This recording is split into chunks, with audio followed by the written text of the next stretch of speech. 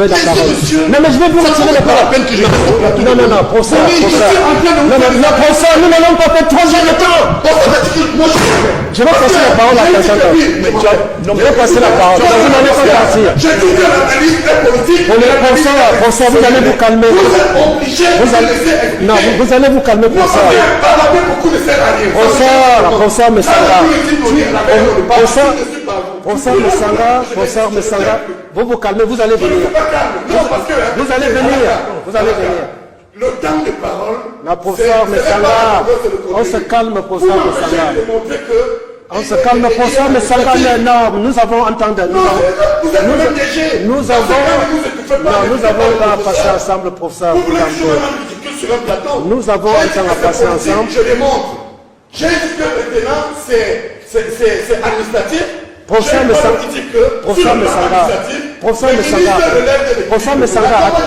non, vous ne pouvez pas continuer si je ne veux pas. Non, professeur, calmez-vous, professeur, vous vous asseyez. Asseyez-vous, professeur. Professeur, asseyez-vous. Bien, professeur, asseyez-vous. Non, attends. Il faut qu'on arrête un peu ce cinéma. Professeur, asseyez-vous. Il faut aussi respecter Prenez la place. Ensemble, nous apportons, n'est-ce pas, tout ce que nous pouvons pour construire notre pays. D'accord. Non, vous avez... C'est pas mon tour. Ah, mais non, vous... C'est Dieu donné qui parle à la fin.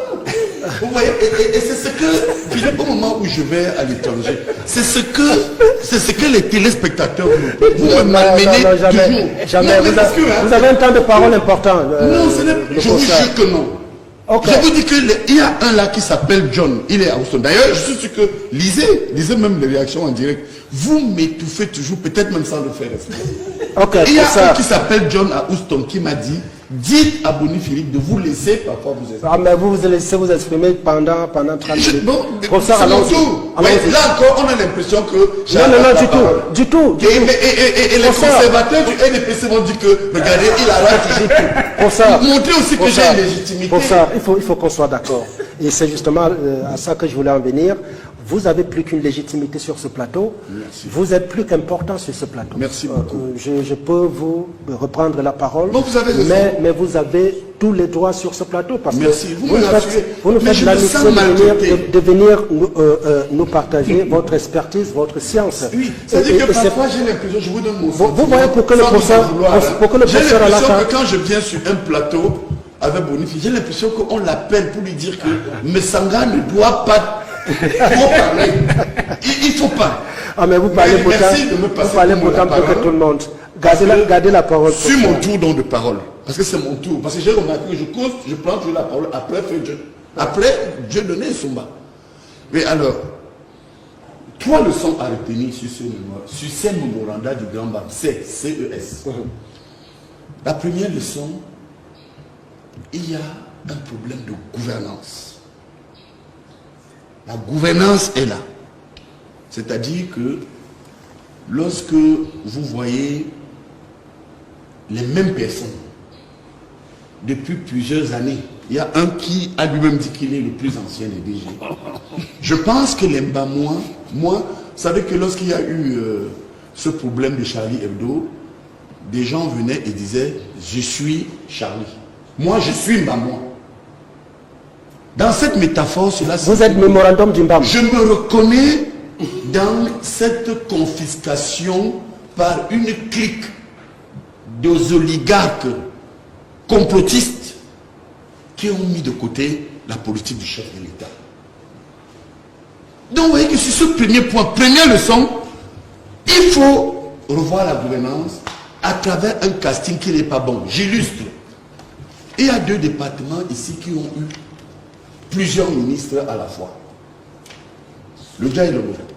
Ils avaient le ministre de la Défense, ils avaient le ministre des Finances, ils avaient le directeur du cabinet civil, et attention même, et ils avaient le ministre des Finances, le directeur du cabinet civil. Le DGSN. Et le DGSN. Allez voir comment vivent les gens. Au point où, lorsque le président a balayé cette élite, ces oligarques négatifs, je vous dis, si vous étiez à Zoé Télé, ce petit arrondissement qui avait 4 membres du gouvernement, tout le monde était heureux. Tellement, comme dit Dieu de Soba, ces gens sont paupérisés, sont pauvres, ils n'ont rien. Allez me voir le département du chef de l'État. Moi, je me permets souvent de lui dire que je fréquente la famille Bonivant, le neveu du chef de l'État est mon ami. Je suis allé visiter la maison, le village de la mère du président. Je vous jure que allez voir comment les gens sont pauvres dans le village de la maman du chef, de la défunte mère du chef de l'État. Ils n'ont rien.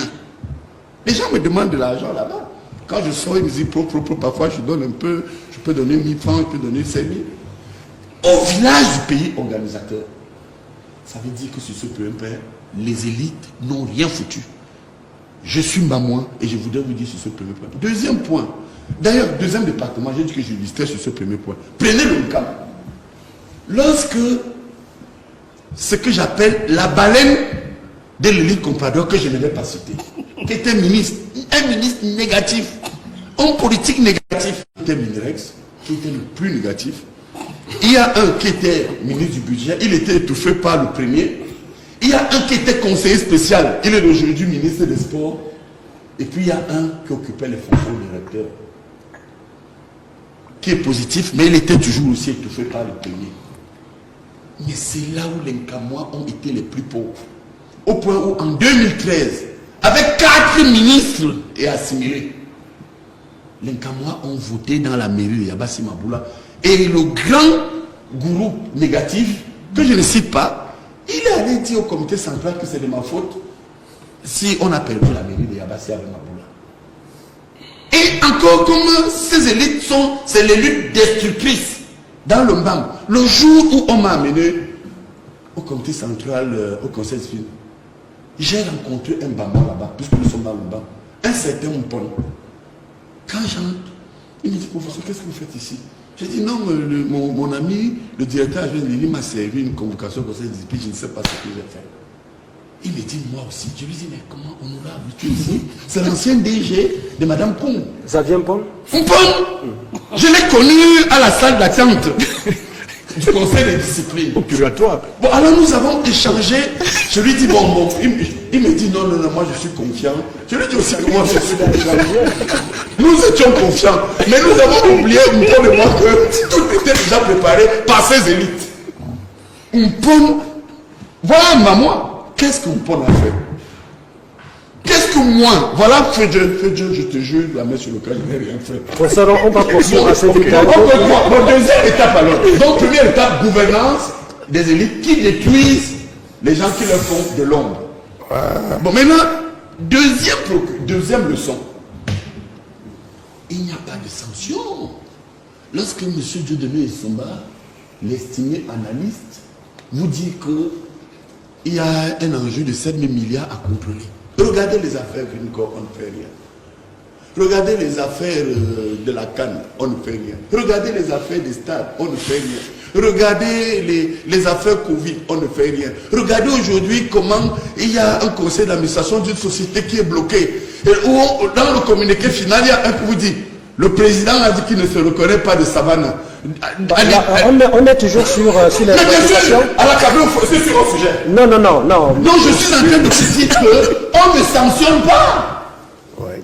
On ne sanctionne pas. Il y a 300 milliards qui se sont envolés parce que des brigands oligarques, voyez, je vous protège à la CNC, je ne cite pas leur nom, mais je me réfère au chef de l'État. Mais vous êtes ont pris 7 milliards. Ils ont pris 7 milliards. Ils les ont foutus dans leur poche. Écoutez, hein, là où je parle, je vous le dis tout de suite ici, moi je vais à Genève. Hein. Je ne vous cache pas. Là encore, on va dire que je ne vais pas beaucoup. Je vais rencontrer le chef. Je prends l'avion dans 3-4 jours. Vous allez le rencontrer. Comment est-ce que vous avez... J'ai demandé à le voir. Est-ce que vous avez rendez-vous d'audience? J'ai demandé. Mon audience a été prise. D'accord. Je vous le dis solennellement. Je vais, comme je parle là, je suis pas hypocrite. D'accord. Bon, et puis les gens disent, ils parlent trop. Quand vous êtes chrétien, au commencement était la parole. Comme eux, ils ont la logique dans leur code du silence et du secret. Moi, j'ai la logique de la crainte de Dieu où on dit, au commencement était la parole. Et donc vous parlez? Oui, donc je parle. On va passer la parole. Non, je vous en prie. Nous en prie. Dernière leçon alors. Dernière leçon. Ce n'est pas pour vous, c'est pour les téléspectateurs. Dernière leçon à tirer.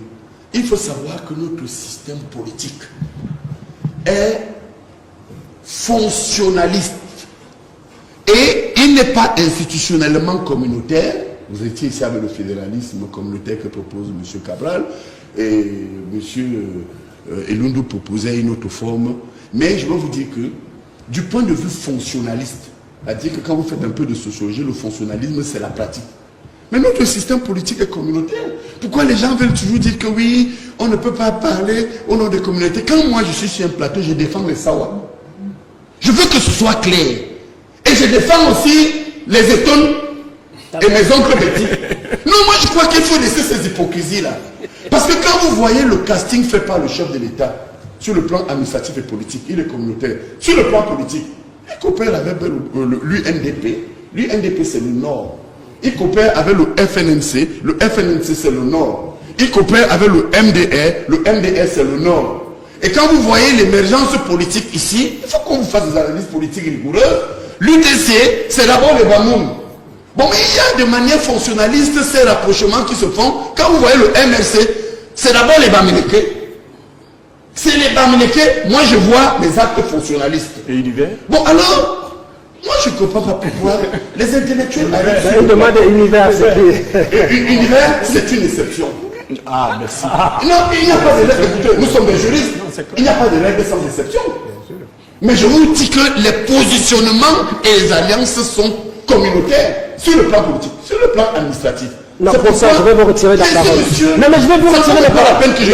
Non, non, non, pour ça, pour ça. Non, non, non, pour ça, nous n'allons pas faire 3 ans de temps. Je vais passer la parole à quelqu'un d'autre. Je vais passer la parole. Vous n'allez pas partir. J'ai dit que l'analyse est politique. Pour ça, vous allez vous calmer. Vous êtes obligé de laisser expliquer. Non, vous allez vous calmer pour ça. Pour ça, mais ça va. Pour ça, mais ça va. Vous vous calmez, vous allez venir. Vous allez venir. Vous allez venir. Le temps de parole. Non, pour ça, mais ça va. On se calme pour ça, mais ça va. On se calme pour ça, mais ça va. Non, nous avons entendu. Nous avons pas passé ensemble pour ça. Nous avons un temps à passer ensemble. Je démontre. J'ai dit que maintenant, c'est administratif. Pour ça, mais ça va. Pour ça, mais ça va. Non, non, non, non, non, vous ne pouvez pas continuer si je ne veux pas. Non, pour ça. Calmez-vous, pour ça, vous asseyez. Asseyez-vous pour ça. Professeur, asseyez-vous. Bien, mais ça. Professeur, asseyez-vous. Non, non, laisse. Non. Non, attends. Il faut qu'on arrête un peu ceci.